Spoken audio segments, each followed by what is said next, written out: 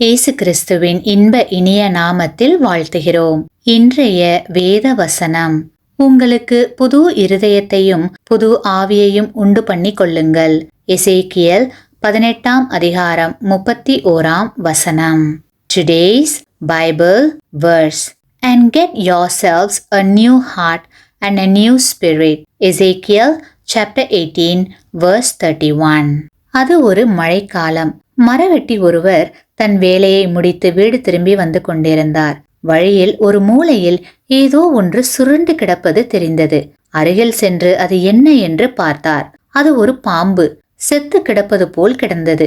குளிரில் விரைத்து போய் கிடந்தது. அதை தூக்கி பார்த்தார். எந்த அசைவும் இல்லை. மடியில் சற்று நேரம் வைத்திருந்தார். லேசாக அசைந்தது. வீட்டிற்கு எடுத்துச் சென்று அடுப்பின் அருகே வைத்தார். அதன் சூட்டினால் வெப்பமடைந்து லேசாக அங்குமிங்கும் அசைந்தது. சிறுவர்கள் பார்த்து கொண்டே இருந்தார்கள். நன்றாக அது அசைய ஆரம்பித்த போது சிறுவன் ஒருவன் அருகில் சென்று அதை தடவி கொடுக்க போனான். உடனடியாக அது தன் தலையை தூக்கி சீறி அந்த சிறுவனை கொத்த வந்தது. இதை சற்றும் எதிர்பார்க்காத அந்த சிறுவன் பாம்பிடமிருந்து தப்பி ஓடிவிட்டான். மரவெட்டி தன் கோடாரியை எடுத்து ஒரே போடாக போட்டு அந்த பாம்பை 2 துண்டாக்கி கொன்று போட்டான். சாக கிடந்த தன்னை யார் இந்த நிலைமைக்கு கொண்டு வந்தது என்பது அந்த பாம்புக்கு தெரியாது. அதனுடைய குணம் கொத்துவது. அது கொத்ததான் செய்யும்.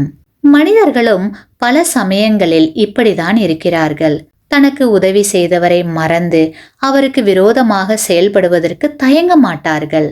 ஆனால் தேவனோ அல்லது தேவனுடைய மனுஷனோ உடனடியாக அவர்களை 2 துண்டாக வெட்டி போட்டு விடுவதில்லை.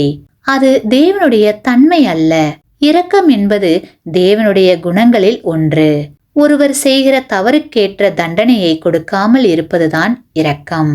நன்றி பாராட்டாமல் கொல்ல வருகிற பாம்பை போல் நாம் இருக்க வேண்டாம். அந்த பாம்பை உடனே 2 துண்டாக வெட்டி போட்ட மரவெட்டியைப் போலும் நாம் இருக்க வேண்டாம். பிறகு நாம் எப்படிதான் இருக்க வேண்டும்? இந்த கேள்விக்கான பதில் என்னவென்றால், தேவன் பல முறை நம்மேல் இரக்கம் காட்டுகிறார். கர்த்தராகிய இயேசு கிறிஸ்துவின் வாழ்க்கை நமக்கு முன்மாதிரியாக இருக்கிறது. சுயநல இருதயத்துக்கு பதிலாக புதிய அன்பின் இருதயத்தை தருகிறார். ஆகையால் நாம் தேவனை போல் இருக்க பழகுவோம். நாம் தேவனை மறக்கவில்லை என்பதற்கு நம் குணம் சாட்சியாக இருக்க வேண்டும். நீங்கள் துரோகம் பண்ணின உங்களுடைய எல்லா துரோகங்களையும் உங்கள் மேல் இராதபடிக்கு விலக்கி உங்களுக்கு புது இருதயத்தையும் புது ஆவியையும் உண்டு பண்ணி கொள்ளுங்கள். ஆமேன்.